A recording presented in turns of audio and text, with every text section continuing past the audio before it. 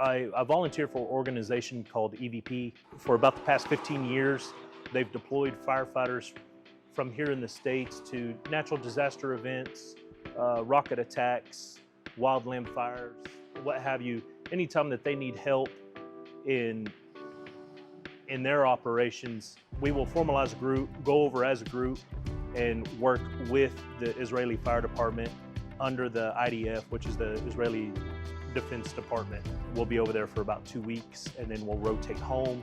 If it's still an ongoing issue, then they'll rotate more people back here.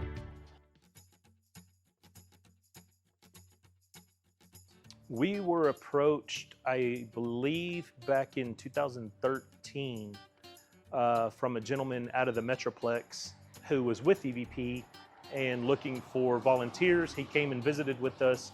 We sat down as a group. After we had the visit, I got online. I went through Israel's vetting process. Once I was approved there, everything kind of went stagnant for a little bit. I got an email one day, asked if I was still interested. I said yes, I was. Then we started getting lined out for training missions.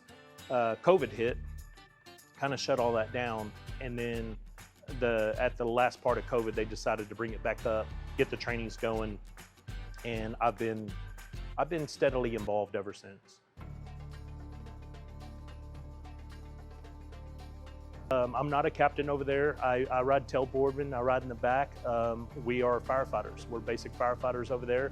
They like having American firefighters to go over there because we're already trained.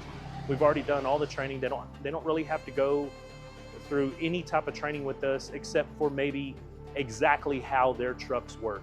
Once you get that down, you're good to go. The tones go off just like we have tones here at the station whenever they get a 911 call.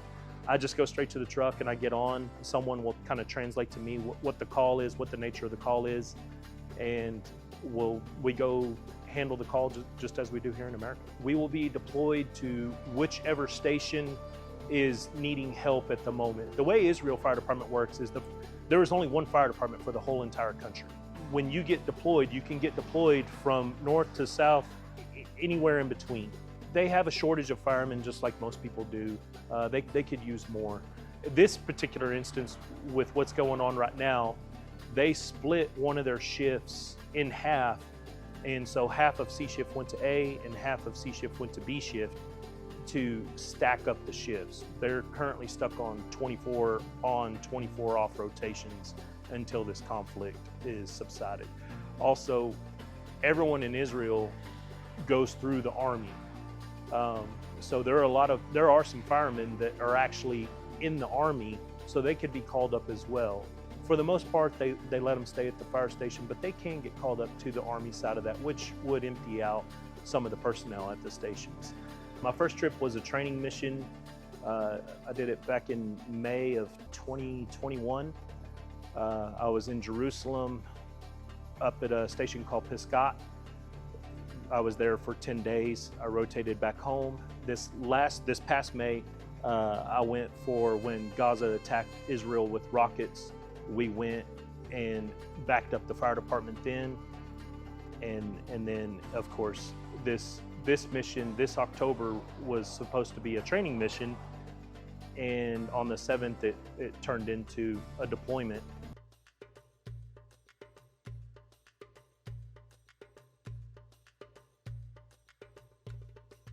I was actually in Jerusalem that morning, and I woke up to, I have an app that is a missile alert through Israel's country.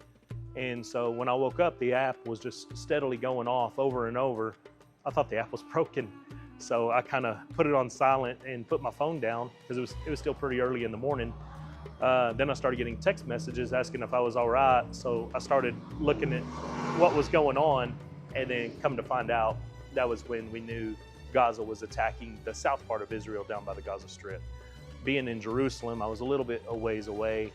Normally they don't attack Jerusalem very much anyways. All religions, they don't really mess with Jerusalem. Everyone wants to preserve it. So I didn't feel unsafe very much. You know, I felt okay in Jerusalem. I got up, I planned my day. I was going to the Mount of Olives. I was going to go to the Tomb of Mary. I went and saw those. There were still tour groups going on. Every once in a while you would have a air raid siren go off, and you would look up, you'd see the chemtrails in the air, which you can see pretty far off. They weren't over Jerusalem, they were back away a little bit. But you could see the chemtrails, you'd hear the air raid sirens, and then you'd hear a couple cracks of thunder, which is the intercept of the Iron Dome taking out the missiles, and then everybody goes about their way. That's kind of life over there. This is why we train, is to go help them during these times.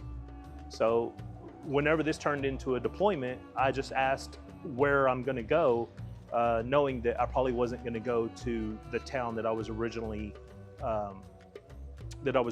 planned to be at. I was supposed to be in a town called Holon, which is just outside of Tel Aviv. I ended up moving up to Nazareth, up in the mountains, to help backfill their stations, just give them some relief up north.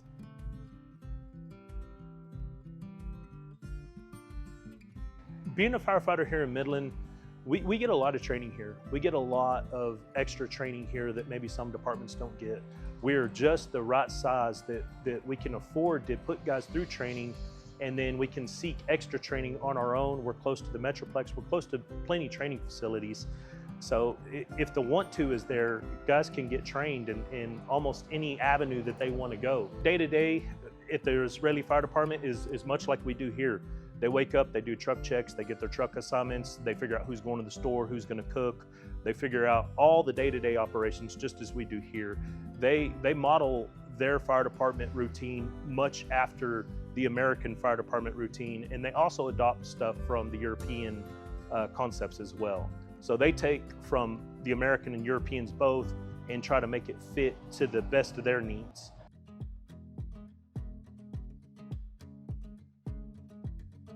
As far as me adapting over there, of course I have to convert PSI into bar and a few other calculations. They use European calculations, metric system. So I have to take notes and kind of brush up on bar.